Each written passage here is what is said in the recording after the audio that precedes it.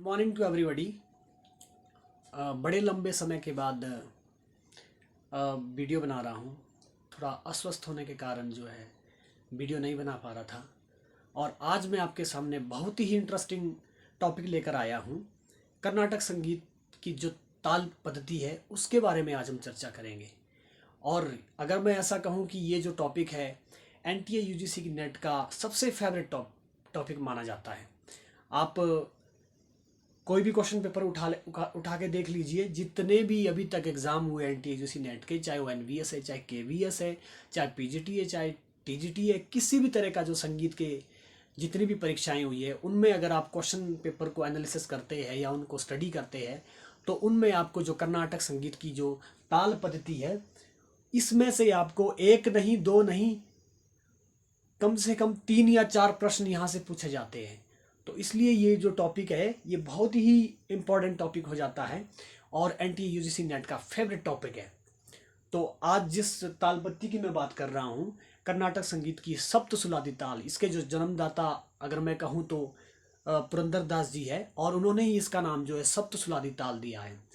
तो जैसा कि आप सभी लोग जानते हैं कि कुछ टॉपिक ऐसे होते हैं हमारे विषय में, चाहे वो कोई भी विषय है, जिनमें कि हमें उसके कुछ रूल रेगुलेशन होते हैं, यानी कि उसके जो नियम होते हैं उनको हमें ध्यान में रखकर जो है उसके अंदर काम करना पड़ता है। यानी कि उसके जो रूल रेगुलेशन है उनको हमें सीधा सा अगर मैं कहूँ तो याद करना पड़ता है। जब तक हम उसको याद नहीं करेंगे तब तक उसका जो आगे का प्रोसेस नहीं चलेगा। टॉपिक में कुछ चीज़ें ऐसी होती है जिन्हें हमें याद करना पड़ता है, और कुछ चीज़ें ऐसी होती है कि जब वो याद हो जाती है तो उसमें जो कंसेप्ट होता है, एक समझने का जो एक उसमें फॉर्मूला लगता है जिसमें हमें याद करने की आवश्यकता नहीं है। यानी कि आपको एक बारी फॉर्मूला जो है, जिस प्रकार जो है एक ताले की चाबी खोलना अगर आपको आ गया तो उसे याद करने की ज़रूरत नहीं है आपको। यानी कि आपको उसका टेक्निक सीखनी है कि वो किस तरह से जो है सॉल्व होगा। तो आज मैं जो बात कर रहा हूँ, सबसे पहले तो आपको क्या याद करना पड़ेगा। ये जो मैंने यहाँ पर ताले लिखी है, आई होप कि आपको ये दिख रहा होगा, और अगर नहीं दिख रहा है तो जो मैं बोल रहा हूँ कृपया आप उन शब्दों पर ध्यान दें। तो हमारी जो ध्रुव ताल है वो है 14 मात्रा की। अब ये जो ताले है, बहुत सारे स्टूडेंट बोलते हैं कि इनको याद करने में बड़ी प्रॉब्लम होती है, तो इसकी ट्रिक भी मैं आपको बताता हूँ। तो इसको आपने ऐसे याद करना है, ध्रुव मठ रूपक झंप त्रिपुट अठ एक। कैसे याद करना है, फिर से बोलता हूँ, ध्रुव मठ रूपक झंप त्रिपुट अठ एक। तो अब यहां पर जो ये चीज सीक्वेंस आपने याद कर लिया, फिर उसके बाद इसके चिन्हों की बात आती है। चिन्हों से पहले हम थोड़ा यहां पर आ जाते हैं, इसके चिन्ह याद कर लेते हैं, क्योंकि यहां से मल्टीप्लाई होकर यहां पर इसके चिन्ह लगाए गए हैं। तो जो अनुध्रुत का चिन्ह होता है वो अर्धचंद्राकार का होता है। यानी कि जब पूर्णिमा आती है तो जब उसका जो आधा चांद हो जाता है तो वो आधा चंद्र एक स्माइल का जो वो देता है, साइन देता है। तो अनुध्रुत का आपने इस तरह से याद करना है। अब उसका जो क्वांटिटी उसकी जो दर्शाई गई, यानी उसकी जो मात्रा है वो एक है, एक मात्रा है। उसके बाद ध्रुव का है, ध्रुव का आपका 0 है, ध्रुव तारा गोल गोल जैसा, तो उसका 0 लगा दो आप। और उसका जो क्वांटिटी, जो उसका जो संख्या है, उसकी मात्रा अगर मैं कहूँ तो उसकी 2 है। अब इसका भी आपने ऐसे करना है याद, अगर उसको याद सीक्वेंस वाइज याद करना चाहते हैं तो आप ऐसा कर सकते हैं इसमें कि अणुध्रुत ध्रुत लघु गुरु प्लुत काकपद। अणुध्रुत, इस तरह से अणुध्रुत लघु गुरु प्लुत काकपद। तो अणुध्रुत का क्या है, अर्धचंद्राकार स्माइल है और एक मात्रा है। ध्रुत का क्या है, 0 है, मात्रा 2 है। लघु का क्या, एक साइन है, ये मात्रा नहीं, इसको ध्यान से करना है। ये एक इसका साइन है, सिर्फ एक इंटरोगेशन है जिससे इसको दर्शाया गया है कि इससे इसको पहचाना जाएगा। लेकिन इसका जो मात्रा है वो कितना है, 4, यानी कि 4 इसकी संख्या है। उसके बाद गुरु, गुरु हमारा एस होगा, इंग्लिश का एस, और उसकी जो मात्रा क्या होगी वो होगी 12, 12 संख्या उसकी होगी। उसके बाद आता है प्लुत, प्लुत का होगा आपका गुना का निशान। आपने उसमें देखा है बाहुबली मूवी में, तो इस तरह के वो चीज़ें होती है, तो आप उस तरह को याद करके रख सकते हैं। इस चीज़ को इस तरह से आप उसको याद कर सकते हैं। इस तरह का चिन्ह होता है, किसमें होता है, आपके क्या बोलते हैं, आपके काकपद में। काकपद में इस तरह का चिन्ह होता है। प्लुत में किस तरह का होता है, उल्टा चिन्ह, उल्टा जो 3 बनाते हैं आप, उल्टा नहीं, जो 3 बनाते हैं हम, 3 बनाते हैं, उसमें आप नीचे से एक इस तरह का एरोगेंट लगा दीजिए। यानी कि जैसे कि मैं आपको बता दूं, यहाँ पर ये हो गया आपका। तो आप इसे ऐसे याद कर सकते हैं, यानी कि क्या है, अणु ध्रुत ध्रुत लघु गुरु प्लुत काकपद। मेरे साथ बोलिए, अणु ध्रुत लघु गुरु प्लुत काकपद। अणु ध्रुत इकट्ठा इसके साथ है लेकिन ध्रुत एक नीचे आएगा। अणु ध्रुत लघु गुरु प्लुत काकपद। उसके बाद उसके साइन याद कर लीजिए। अणु ध्रुत का क्या है, स्माइल है, एक मात्रा है। ध्रुत का क्या है, 0 है आपका और मात्रा 2 है। और लघु का क्या है, एक साइन है, मात्रा 4 है। गुरु का क्या है, एस साइन है, 8 मात्रा है। प्लुत का क्या है, 3 है, नीचे घुमाया हुआ है और उसकी मात्रा क्या है, 12 है। और उसके बाद काकपद का आपका क्या है, गुना है और उसकी जो मात्रा है, संख्या है, वो है 16। उसी प्रकार यहाँ भी इसको, अब इसके जो साइन है इनको हमने यहाँ से उठाकर यहाँ पर फिट कर दिया। ध्रुव मठ रूपक जंप त्रिपुट अठ एक। ध्रुव ताल की कितनी मात्राएं होती है, ये याद करने की चीज है कि सबसे पहले आपको इसका मान पता होना चाहिए कि ध्रुव ताल में कितनी मात्राएं होती है। ध्रुव ताल में होती है 14 मात्राएं। उसके बाद मठ ताल में होती है 10 मात्राएं। रूपक ताल में होती है 6 मात्राएं। अब ये जो हमारा रूपक हिंदुस्तान संगीत पद्धति का, वो रूपक उसमें 7 मात्राएं होती है। यहाँ पर जो दादरा वाली मात्राएं हैं वो यहाँ पर रूपक में है। झंप में कितनी है, झंप में हमारे वहां 15 भी होती है लेकिन यहाँ पर झंप में जो है यहाँ पर 7 मात्राएं हैं। और त्रिपुट में कितनी है, 8 मात्राएं हैं। और अठ ताल में कितनी है, 12 मात्राएं। और एक ताल में कितनी है, 4 मात्राएं। तो ये कंसेप्ट आपको याद करने की चीज है। ये और इसके जो साइन है इनको याद करने की जरूरत है। अब उसके बाद आ जाते हैं हम, इसका जो हमें जो कैलकुलेशन निकालनी होती है, इसका जो मान निकालना होता है वो इसके आधार पर चलता है। जातियां कितने प्रकार की है हमारी, ये प्रश्न भी कई बार पूछा जाता है। यहाँ से प्रश्न अलग बनता है, यहाँ से अलग बनता है। इसकी कैलकुलेशन जो निकाली जाती है उसका प्रश्न अलग से बनता है। और जो ये यहाँ से जो इसके साइन है इसका अलग से बनता है। कितनी जातियां हैं कर्नाटक संगीत ताल पद्धति में, कितनी जातियां हैं, सीधा सीधा प्रश्न ये भी पूछ लिया जाता है। तो चतस्त्र, त्रियस्त्र, खंड है, मिश्र है, संकीर्ण है। अब ये चतस्त्र, त्रियस्त्र, खंड, मिश्र, संकीर्ण, चतस्त्र आपको पता चल ही रहा है कि 4 है, त्रियस्त्र 3 का पता चल रहा है। अब थोड़ा सा मुश्किल ये हो जाता है आपका जो मिश्र, खंड एंड संकीर्ण आपका जो है, इसमें थोड़ा सा अपने माइंड को क्या करना है, फोकस करना है, थोड़ा सा ध्यान देना है कि क्या बताया जा रहा है और क्या इसका साइन है, क्या इसकी मात्राएं हैं। तो चतस्त्र में 4 होगी, त्रियस्त्र में 3 होगी, खंड में कितनी होगी, 5 होगी। और आपका मिश्र में कितनी होगी, 7 होगी। संकीर्ण में आपकी क्या होगी, 9 हो गई।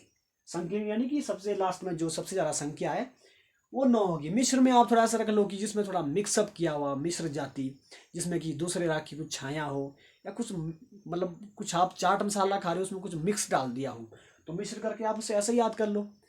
चतस्त्र में कितनी है, 4, त्रियस्त्र में 3, खंड में 5, मिश्र में कितनी है, 7 और संकीर्ण में कितनी है, 9। अब इसको हम जरा सीक्वेंस वाइज जरा हम थोड़ा याद कर लेते हैं कि इसको कैसे जो है आप एक फ्लो में उसे याद कर सकते हैं और उसे माइंड में ध्यान में रख सकते हैं अपने। ध्रुव मठ रूपक झंप त्रिपुट अठ। अब इसकी ताल देख लेते हैं। ध्रुव ताल की कितनी 14 मात्रा है, मठ ताल की 10 मात्राएं हैं, रूपक की कितनी है 6 मात्राएं हैं और झंप की कितनी है 7 है। ध्रुव मठ रूपक झंप त्रिपुट की कितनी है 8 है। अड़ताल की कितनी है 12 मात्राएं और आपका लास्ट में जो बचता है एक ताल उसकी 4 मात्राएं हैं। तो आई होप कि आपको याद हो गया होगा। आप सिर्फ मेरे साथ दोहराते जाएं, ये मेरी गारंटी है कि आपको कैसे याद कराना है ये चीज।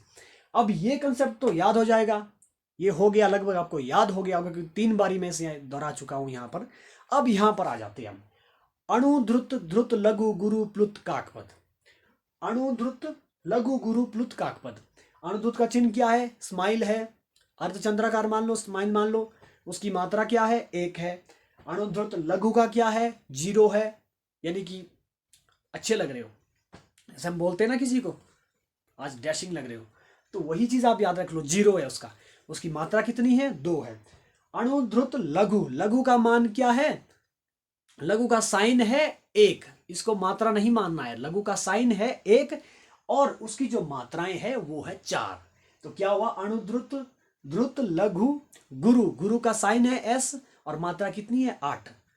अणुध्रुत लघु गुरु प्लुत, प्लुत का क्या है 3 बताया था, उसमें उसकी पूंछ बना दीजिए नीचे से, तो उसकी जो साइन हो गया प्लुत का ये, और मात्रा कितनी होती है इसमें, 12 मात्राएं होती है। उसके बाद हमारा लास्ट जो आ जाता है वो आ जाता है काकपद। काकपद का निशान जो है गुना है, या आप इस तरह से कुछ भी याद करके रख लीजिए, आप एक निमोनिक्स बनाकर जो है आप अपने माइंड में उसकी एक इमेज फिट कर दीजिए, और उसकी जो मात्रा क्या है वो है 16। तो अब हम बात करने जा रहे हैं कि इनको निकाला कैसे जाए, इसकी जो संख्या है, क्योंकि अब प्रश्न किस तरह से बनता है। पहला प्रश्न तो यही बनता है कि ध्रुव ताल को अन्य किस नाम से जाना जाता है, या सीधा सीधा ये भी पूछ लिया जाएगा आपको कि कर्नाटक संगीत की ताल पद्धति में श्रीकर ताल में कितनी मात्राएं होती है। तो श्रीकर ताल कोई और ताल नहीं है, इसी का ही अन्य नाम है ध्रुव ताल का श्रीकर ताल। तो आपने इसको भी ध्यान में रखना है। और उसके बाद मैं यहाँ थोड़ा मिटा देता हूँ ताकि आपको समझा दूं कि भी कैसे होगा ये। अब यहां तक था याद करने का। अब इसके बाद का जो हमारा कंसेप्ट आता है वो है समझने का कंसेप्ट, कि अब हमें समझना कैसे इस चीज को, इसका जो मान जो पूछा जाता है, इसकी जो कैलकुलेशन जो पूछी जाती है वो कैसे निकाली जाएगी। अब जैसे मान लिया, उदाहरण के लिए ले लेते हैं हम कि मठ ताल में आपका त्रियस्त्र जाति में कितनी मात्राएं होगी। क्या बोल रहा है, मठ ताल में त्रियस्त्र जाति में कितनी मात्राएं होगी। सिर्फ ये अभी खाली बता रहा है कि भाई सिंपल साधारण प्रश्न कर रहा है। अगर यूजीसी नेट में इसको हार्ड बनाना हो तो उसके बारे में भी मैं बताऊंगा कि ये इस प्रश्न का जो लेवल है वो कहां तक जा सकता है ऊपर। तो यहां पर हमने लेना है, यहां पर क्या लेना है, मठ ताल का पहले साइन लेना है। अब मठ ताल का साइन आपको याद होने चाहिए, पहले ये साइन होने चाहिए याद, उसके बाद ये हो गए। अब ध्रुव ताल का साइन क्या है, 10 11 है। मठ ताल का क्या है, 10 है। मठ ताल का सॉरी 101 है। और रूपक ताल का क्या है, 01 है। 01 है, और कई बार वैसा भी दिया होता है 10। तो आप इसमें कंफ्यूज ना हो, कई कई पुस्तक में ये भी दिया है, कई कई पुस्तक में ये भी दिया गया है। तो रूपक ताल का क्या है, 01। और उसके बाद झंप का है, झंप का है आपका लघु का जो साइन था, लघु का क्या साइन था, एक साइन था। और अर्धचंद्राकार स्माइल यानी कि अणुध्रुत, और ध्रुत 0, तो इसका साइन हो गया ये। त्रिपुट का क्या हो गया, 100, त्रिपुट का क्या हो गया 100 100। और अठ ताल का क्या हो गया 1100। फिर लास्ट में जो एक ताल का है वो है हमारा एक साइन, यानी कि जो हमारा नीचे यहां पर लघु का साइन है। तो ये साइन आपने याद करने। अब हम प्रश्न पर आते हैं। प्रश्न किस तरह से बनता है कि हमारा मठ ताल में त्रिपुट जाति में, त्रियस्त्र जाति में, सॉरी मठ ताल में त्रियस्त्र जाति में कितनी मात्राएं होगी। तो साधारण सा आपने कुछ भी नहीं इसमें करना, आपने सिर्फ यहां पर ये रख देना है कि मठ ताल का आपने साइन रखना है। यहां पर साइन क्या है 101। क्या बताया था मैंने, मठ ताल का 101। अब यहां पर पूछा जा रहा है त्रियस्त्र जाति, जो जाति पूछी जाएगी उसको आपने इसके नीचे फिट कर देना। आपको पहले पता ये होना चाहिए कि मठ ताल में कितनी मात्राएं होती, 10 मात्राएं होती है, उसका साइन क्या होता है 101। अब हम क्या करेंगे, अब इसके बाद ये समझने की बात है यहां पर क्या चेंज होगा क्या चेंज नहीं होगा। सिर्फ लघु का मान हमारा चेंज होगा। लघु का मान क्या है, जाति के अनुसार ये जो फॉर्मूला लग रहा है इसके अनुसार बदलता जाएगा। बाकी जो आपका जो ध्रुत का है वो वैसे के वैसा ही रहेगा। ठीक है, आई होप कि आप समझ गए होंगे। तो जैसे कि मैंने रख दिया, वैसे तो मुझे पता है कि भाई इसका जो मान होता है वो 4 होता है, लघु का मान 4 होता है। वैसे तो लघु का मान 4 है, 4 है, इस तरीके से गलत हो जाएगा। लेकिन यहां पर प्रश्न पूछा जा रहा है कि मठ ताल त्रियस्त्र जाति में कितने मात्रा की है। तो यहां पर हमने सीधा सीधा क्या रखना है, त्रियस्त्र में कितनी होती है 3। तो हमने यहां 3 प्लस 2 यानी कि क्या है, लघु का क्या मान है 2। ये नहीं बदलेगा, मैंने बताया था आपको ये नहीं बदलेगा। तो 2 एंड प्लस, अब ये किसका चिन्ह है, लघु का चिन्ह है। ध्रुत का चिन्ह नहीं बदलेगा, ध्रुत का चिन्ह बदलेगा, लघु का चिन्ह नहीं बदलेगा। इसका हो जाएगा फिर से 3 प्लस 3, कितना हो गया 3 प्लस 6 पर 8 हो गया। ठीक है, ये साधारण सा प्रश्न है, आपको समझ आ गया होगा। उसी तरीके से हर ताल में इस तरह से प्रश्न पूछा जाता है। मान लो इसी को पूछ लिया जाएगा, उदाहरण के लिए अगर इसी को पूछ लिया जाए कि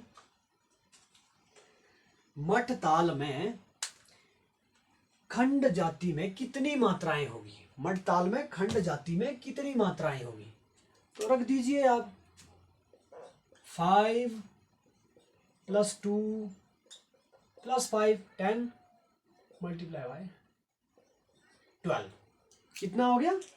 अब क्या पूछा गया कि मठ ताल में खंड जाति में कितनी मात्राएं, पहले कितनी आई थी हमारे पास, त्रियस्त में कितनी आई थी, त्रियस्त में हमारे पास 8 आई थी, 8 आई थी, 3 3 + 6 हो गया ना 2 8। अब यहां पर पूछा गया खंड जाति में, खंड जाति में कितनी आई 12। उसी तरीके से आपने हर चीज में इसका प्रैक्टिस प्रयास करना है और सिर्फ आपने ये फॉर्मूला याद रखना है। फिर यहाँ पर कुछ भी पूछा जाए आपने उसको मल्टीप्लाई करके उसका जो है इक्वल करके उसको जोड़कर उसका पहले ये वाला वो निकालना है, ये वाला कैलकुलेशन निकालना है। उसके बाद अगर पूछा जाता है कि भाई जाति भेद के अनुसार अगर पूछा जाए, हाँ जाति भेद के अनुसार पूछा जाए तो गुना 5 कर दो, गुना 5 कर दो, कितना हुआ 12 पंजे कितना होता है तो 60। जाति भेद के अनुसार, अब ये निकल गया जाति भेद के अनुसार। जाति भेद के अनुसार क्या निकला कि मठ ताल की खंड जाति में जाति भेद के अनुसार कितनी मात्राएं बनेगी या कितनी मात्राएं होती है, तो ये कितनी निकली 60, आपका 60 हो जाएगा।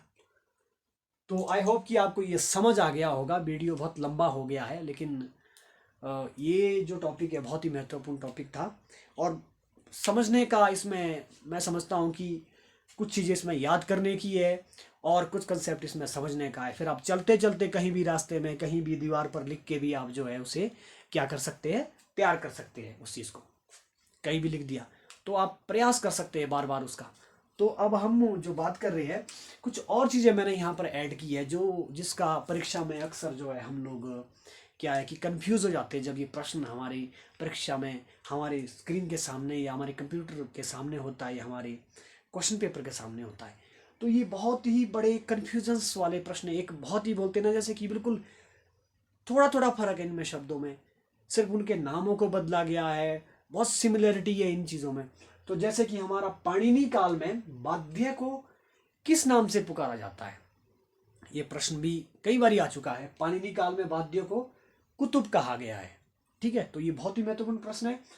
अगला प्रश्न है, भरत ने 4 प्रकार के वाद्यों को क्या संज्ञा दी, यानी कि क्या नाम से उन्होंने पुकारा 4 प्रकार के वाद्य, तो उन्होंने उन्हें क्या पुकारा, आतोद के नाम से पुकारा, आतोद कहा उन्होंने। उसके बाद भरत ने वाद्य वृंद, वाद्य वृंद यानी कि ऑर्केस्ट्रा जितने जिसमें सारी चीजें होती है, तत् सुशीर अवनद घन, जितने भी ऑर्केस्ट्रे के जितने भी इंस्ट्रूमेंट्स होते हैं, जितने भी उसमें काम करने वाले म्यूजिशियंस होते हैं, उनके बारे में ये पूछ रहा है कि भरत मुनि ने 4 प्रकार के वाद्यों को भरत मुनि ने वाद्य वृंद को क्या नाम दिया, तो भरत मुनि ने वाद्य वृंद को कुतुब नाम दिया। अभी रिसेंटली अभी सेट का एग्जाम हुआ, उसमें भी ये प्रश्न आया था। और आप खुद अगर आप देखते हैं क्या बोलते हैं, अगर आप स्टडी करते हैं और पिछले प्रश्न पेपर को सॉल्व करते हैं तो उसमें आपको सामने सामने दिख जाएगा कि कितने सारे प्रश्न यहाँ से बनते हैं आज के इस टॉपिक में से। उसके बाद बात करते हैं कि नाट्य शास्त्र में अवनद वाद्य को क्या संज्ञा दी गई। अवनद वाद्य यानी कि जो हाथ से आघात करने वाले वाद्य, नाट्य शास्त्र में मैंने आपको टॉपिक पढ़ाया था जिसमें 4 प्रकार के वाद्यों का वर्णन किया गया था, तत् सुशीर अवनद घन वाद्य। उसमें अलग अलग कैटेगराइज किया जाता कि तत् कौन से होते थे, सुशीर कौन से होते थे। तो यहाँ पर बात कर रहा है अवनद वाद्य, यानी कि जिन वाद्यों से आघात के द्वारा ध्वनि उत्पन्न की जाती है उन वाद्यों के बारे में यहाँ पर बात हो रही है कि नाट्य शास्त्र में अवनद वाद्य को क्या संज्ञा दी गई। तो क्या संज्ञा दी गई, पुष्कर या त्रिपुष्कर। हो सकता है ऑप्शन में पुष्कर ना देकर त्रिपुष्कर दे, तो हमें इसको ध्यान में रखना है, पुष्कर या त्रिपुष्कर। उसके बाद भरत मुनि ने तत्ववाद्यों के लिए क्या कहा है, यानी कि क्या संज्ञा दी है, तो उन्होंने तत्ववाद्यों के लिए धातु नाम दिया है, धातु कहा उन्होंने। उसके बाद पाणिनि काल में वाद्य वृंद को क्या कहा गया, अब ऊपर पूछा था पाणिनि काल में वाद्य को कुतुब कहा गया था, और यहाँ पर नीचे पूछ रहा है कि पाणिनि काल में वाद्य वृंद को ऑर्केस्ट्रा को क्या कहा गया, तो ऑर्केस्ट्रा को कहा गया तूर्य। क्या कहा गया, तूर्य। तो आई होप कि आपको ये लेक्चर पसंद आया होगा और जो NTUGC नेट की तैयारियां कर रहे हैं, चाहे उनको ये टॉपिक आता भी होगा, फिर भी एक बार ज़रूर देख लें, आपका रिवीजन हो जाएगा। इसमें मैंने टेक्निक्स बताई है कि कैसे आप याद कर सकते हैं, कैसे किस किस कंसेप्ट को समझ सकते हैं, क्योंकि साधारण उसमें तो सभी निकाल लेंगे, लेकिन ये टॉपिक इसलिए इंपॉर्टेंट है क्योंकि यहाँ पर मैं जाति भेद के अनुसार भी आपको बता रहा हूँ कि जाति भेद के अनुसार आप जो है कैसे निकाल सकते हैं इसका मान, इसकी जो संख्या पूछी जाती है। अगर प्रश्न को उन्होंने और अच्छे लेवल पर ले जाना हो या उसका हाई लेवल करना हो, तो उस हिसाब से यहाँ पर जो है जाति भेद के अनुसार कैसे ताले आप निकालेंगे। यहाँ पर साधारण भाषा में तो आप निकाल देंगे, अटकी निकाल देंगे, चतुर्थ मैंने कर देंगे, आप उस हिसाब से कर देंगे। लेकिन जब जाति भेद के अनुसार पूछेगा तो आपने उसका आंसर ये नहीं होगा जैसे यहाँ पर मैंने खंड का लगाया है, खंड का 12 आया है, तो जाति भेद के अनुसार 12 नहीं आएगा। जाति भेद के अनुसार आपको यहाँ से गुणा करना पड़ेगा, और फिर जो इसका जो मान जो यहाँ पर कैलकुलेशन आएगा आपका, तो जैसा कि यहाँ पर 60 आया है, तो जो जाति भेद के अनुसार हमारे पास मान निकला है वो निकला है 60। और अगर साधारण भाषा में पूछा जाए, साधारण सा सवाल पूछा जाए, तो कितनी मात्रा होती है खंड में, मठ ताल की खंड जाति में कितनी मात्राएं होती है, तो होती है 12 मात्राएं। तो आई होप कि आपको ये लेक्चर पसंद आया होगा, और अगर आपको लगता है कि मेरे लेक्चर बेनिफिशियल है, आने वाले टाइम के लिए जो है ये आपके लिए मददगार सिद्ध हो सकते हैं, तो ज़रूर वीडियो को ज़रूर देखें और अपने भाई बहनों को भी भेजें जो भी संगीत की शिक्षा ले रहे हैं या संगीत के क्षेत्र में आगे अध्ययन कर रहे हैं, तो उनको भी ज़रूर शेयर करें और कमेंट्स ज़रूर करें, लाइक ज़रूर करें। Thank you so much.